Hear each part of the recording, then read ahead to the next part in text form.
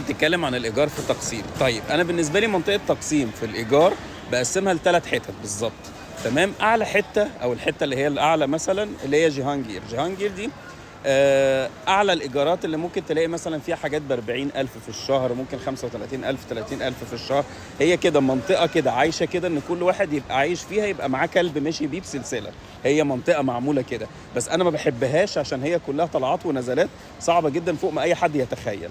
المنطقه الثانيه اللي هي في تقسيم اللي هو شارع استقلال. في بقى اللي هي شارع استقلال بالافرع بقى بتاعته اللي هي المختلفه.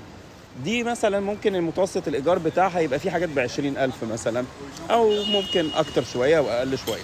في بقى المنطقه ان احنا نطلع بره خالص عند طله بشه. طله بشه دي اللي هو شارع رئيسي بس بيبقى فيه شويه حاجات كده غريبه عجيبه. ففي بقى مناطق مثلا ايه حواليه كده جوه شويه ممكن في حاجات ب15 وغيره. طبعا انا بتكلم الاسعار دي اللي هي بتكون بالشهر، وفي نفس الوقت ان واحد عادي بيسال تركي او كده. انما لو بقى اجنبي ولا حاجه ممكن يقول لك بقى $1000 $1500 وحاجات كده، قصص طويله حزينه ملهاش اي لازمه ولا لها علاقه بينا. فده باختصار يعني. نسيت اقول لكم على منطقه كمان، فيها منطقه تانية اسمها جيموسيو. دي عباره عن شارع كده اللي هو يوصلك اخره على بشكتاش. دي مثلا المتوسط بتاعها عامل زي جهانجير كده، مثلا ممكن نتكلم في اربعينات وممكن اكتر وممكن اقل كده يعني.